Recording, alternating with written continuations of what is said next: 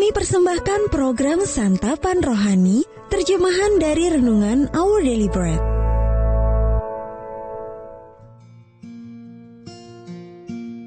Sahabat ODB, pembacaan Alkitab hari ini terambil dari 1 Petrus pasal yang kedua, ayat yang keempat, sampai dengan ayat yang ke-10.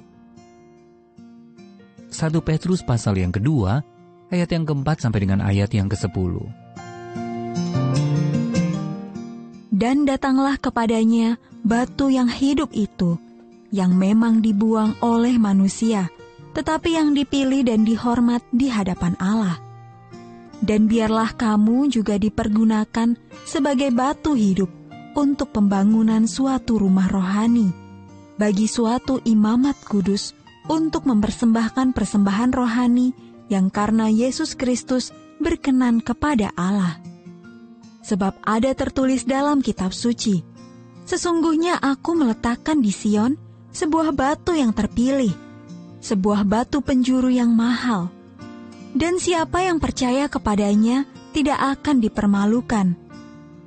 Karena itu bagi kamu yang percaya, ia mahal, tetapi bagi mereka yang tidak percaya, batu yang telah dibuang oleh tukang-tukang bangunan telah menjadi batu penjuru, juga telah menjadi batu sentuhan, dan suatu batu sandungan.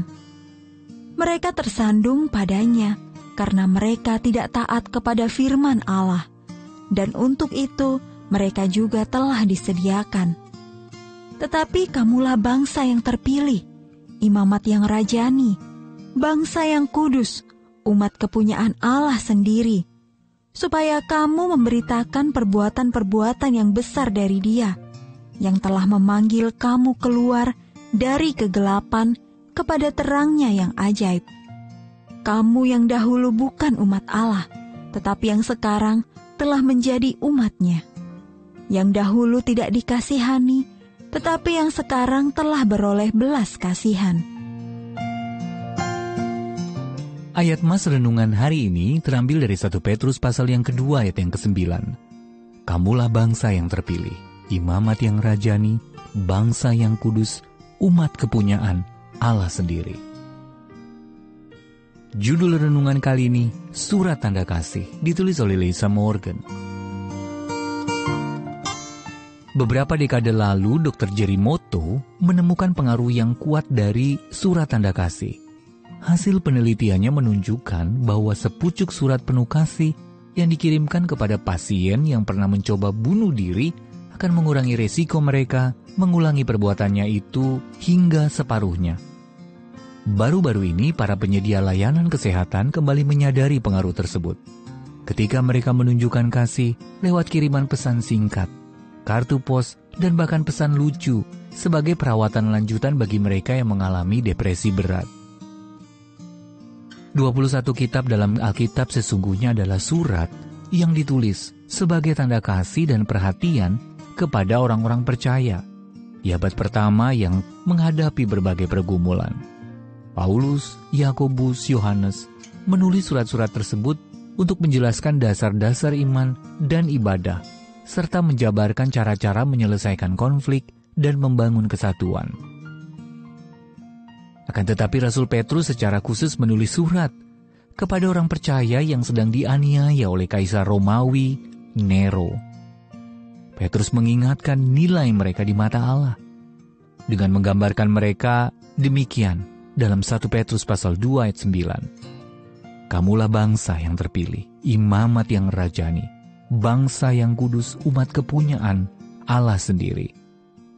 Ia mendorong mereka untuk memandang maksud agung Allah di atas kehadiran mereka di dunia, yaitu supaya kamu memberitakan perbuatan-perbuatan yang besar dari Dia yang telah memanggil kamu keluar dari kegelapan kepada terangnya yang ajaib.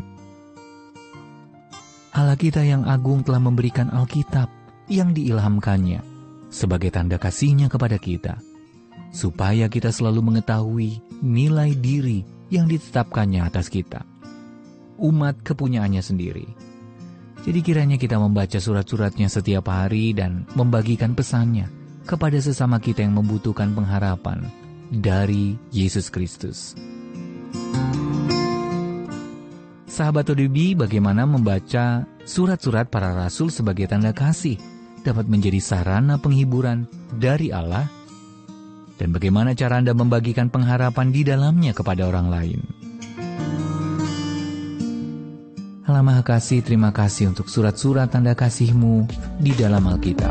Our Daily Bread Ministries, wartakan firman pada dunia. Apakah Anda berminat mendapatkan buku renungan ini dalam bahasa Indonesia, Inggris, atau Mandarin? Atau Anda rindu mendukung pelayanan ini? Hubungi Our Daily Bread Ministries di 021 2902 8950, WhatsApp 0878 7878 9978, email indonesia@odb.org. Tuhan Yesus memberkati. Let God's word spread to